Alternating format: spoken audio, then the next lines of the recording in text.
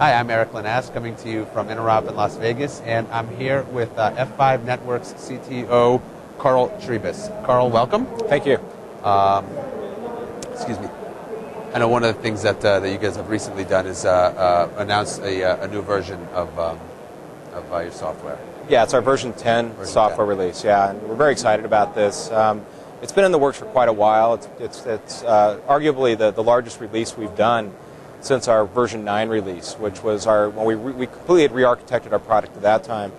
And over the last few years, we've been evolving it, but this represents probably the most significant step forward, where we've done some major changes in just how the architecture of an ADC can be thought of. So we've done some things where looking at support for virtualization, new types of optimizations where WAN optimization is a blended component of an application delivery controller. So we call that our iSession-based protocol, where we can actually tunnel now across the WAN links, or any kind of link for that matter, at extremely high performance levels and provide the same types of optimizations you see with other traditional WAN optimization devices. So we're very excited about that. A lot of work with application-specific optimizations. We have a new thing we call application templates. It kind of speaks for itself a little bit, but we're starting. It's a list of several hundred different optimizations that we can apply based on applications. So SharePoint, for example, is one of Oracle, different versions of it. It's all built into the GUI. You just pull it down, click on which one you're going to do, and the system automatically configures the virtuals associated with those applications and provides the optimization. So it makes it much more out-of-the-box friendly. So instead of going through like a 600-page manual, looking at the SharePoint and what elements are important to that, the customers are able to get this up and running very quickly. We have a new high-end platform called the 8900 that we released. 50% more throughput than our previous industry-leading 8800, but twice the transactional rates for layer 7. So really focused at helping support large data centers and virtualization.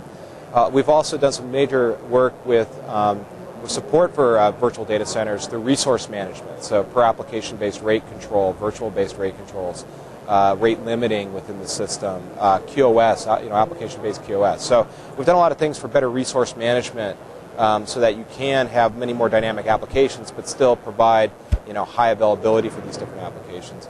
And there's probably 130 major things that we actually put in the release. So it's really hard to enumerate all of those, but it really goes towards that notion of manageability, scalability, data center readiness for virtualization.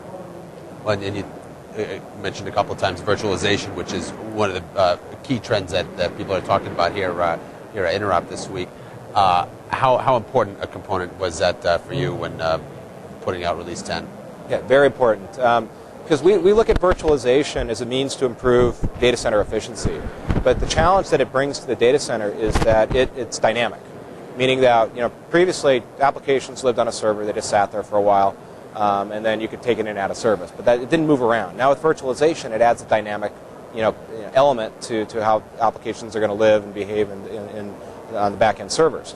So the challenge there is how do you manage that and provide that connectivity out to the end clients, right? And we're very used to a very dynamic, client-side connection, and we can apply our technology very directly towards the dynamic server-side connection. And that's what we've done with version 10, is to allow people to manage their virtual, basically their virtual infrastructure at the most fundamental level, which is the connection, the client connection into that infrastructure, and do that with very high efficiencies and apply security, optimizations, high availability to these connections.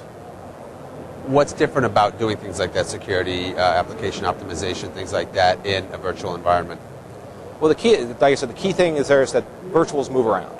And you have to be knowledgeable where these virtuals are going to go or how they're going to move and get the traffic to them, get the connections to those. And it's not just a networking issue, because the networking, the Ciscos and the Junipers of the world are solving that problem with their layer 2 connectivity by making effectively, the fabric kind of virtual aware. But the issue still is the applications living within those virtuals and the connections to those applications by the clients.